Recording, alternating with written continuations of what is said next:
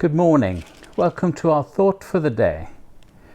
Our reading is taken from Daniel 2, starting at the 25th verse.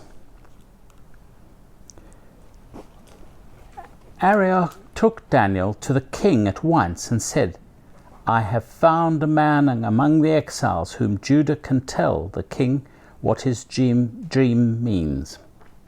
The king asked Daniel, who was also called Belshazzar, Are you able to tell me what I saw in my dream and interpret it? Daniel replied, No wise man, enchanter, magician, or diviner can explain to the king the mystery that he's asked about. But there is a God in heaven who reveals mysteries. He has shown King Nebuchadnezzar what will happen in the days to come. Your dream and visions that pass through your mind as you lay on your bed are these. As you were lying there, O king, your mind turned to things to come, and the revealer of mysteries showed you what is going to happen. As for me, this mystery has been revealed to me, not because I have greater wisdom than other living men, but so that you, O king, may know the interpretation, and that you may understand what went through your mind. You looked, O king, and there before you stood a large statue, an enormous, dazzling statue, awesome in appearance. The head of the statue was made of pure gold, its chest and arms of silver, its bellies and thighs of bronze, its legs of iron, its feet partly of iron and partly of baked clay. While you were watching, the rock was cut, but not by human hands. It struck the statue on its feet of iron and clay and smashed them. Then the iron, the clay, and the bronze, and the silver, and the gold were broken to pieces at the same time, and became like chaff on the threshing floor in summer. The wind swept them away without leaving a trace. But the rock that struck the statue became a huge mountain and filled the whole earth. This was the dream, and now we will interpret it to the king. You, O king, are the King of kings. The God of heaven has given you dominion and power and might and glory. In your hands he placed mankind and the beasts of the field and the birds of the air.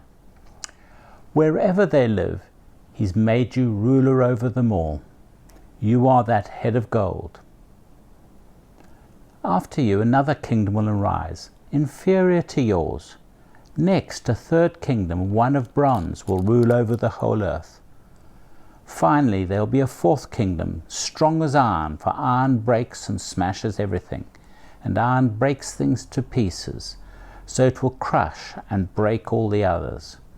Just as you saw the feet and toes were partly of baked clay and partly of iron, so this will be a divided kingdom. Yet it will have some of the strength of iron in it, even as you saw iron mixed with clay. As the toes were partly iron and partly clay, so this kingdom will be partly strong and partly brittle. And just as you saw the iron mixed with baked clay, so the people will be a mixture and will not remain united, any more than iron mixes with clay.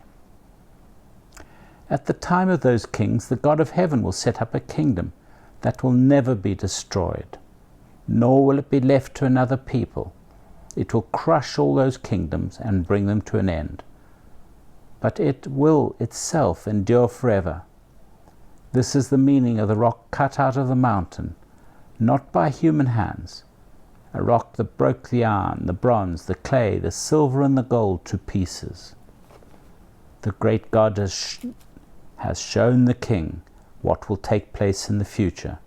The dream is true, and the interpretation is trustworthy. Then King Nebuchadnezzar fell prostrate before Daniel and paid him honor, and ordered that offerings and incense be presented to him. The king said to Daniel, Surely your God is the God of gods and the Lord of kings and revealer of mysteries, for you were able to reveal this mystery. Then the king placed Daniel in a high position and lavished many gifts on him. He made him ruler over the entire province of Babylon, and placed him in charge of all its wise men. Moreover, at Daniel's request, the king appointed Shadrach, Meshach, and Abednego administrators over the provinces of Babylon, while Daniel himself remained at the royal court. Well, the Israelites are in captivity in Babylon, and Nebuchadnezzar's on the throne. In the second year of Nebuchadnezzar's reign, he has this dream. The king desperately wanted to know what his dream meant. He summoned all his sorcerers, magicians, astrologers to interpret the dream, but none of them could do so. The king was so angry, he ordered the execution of the sorcerers, magicians, and astrologers. But what comes out of this passage, screaming out of the second half of this chapter, are the words Daniel used to set this up for Nebuchadnezzar in verse 28.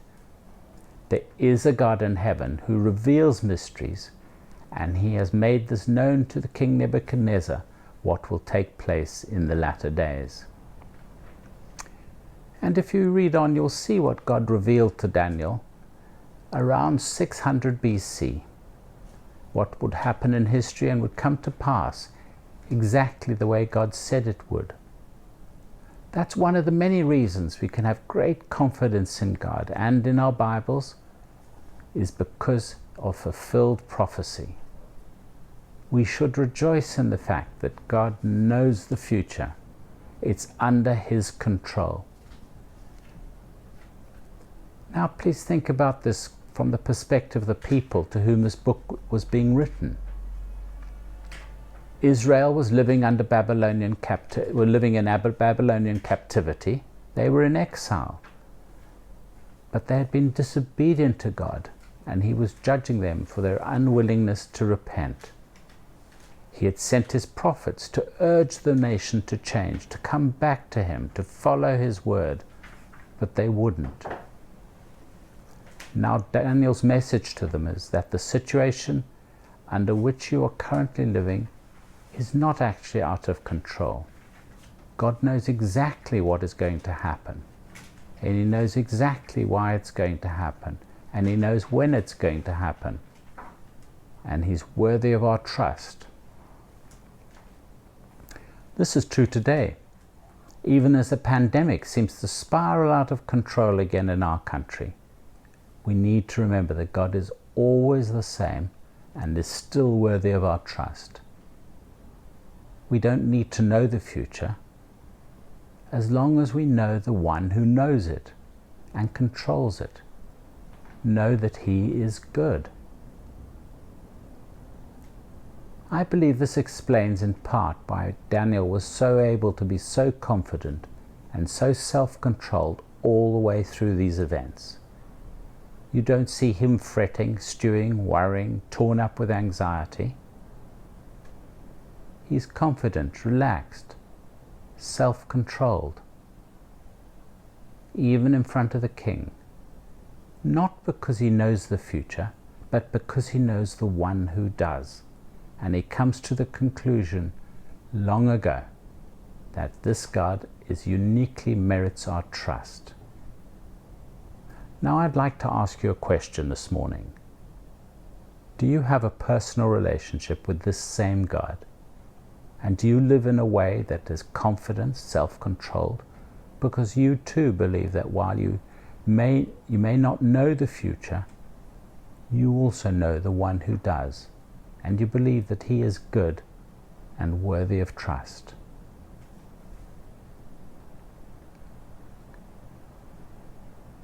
May God bless you this day as you trust Him and turn to Him and rely on Him. Amen.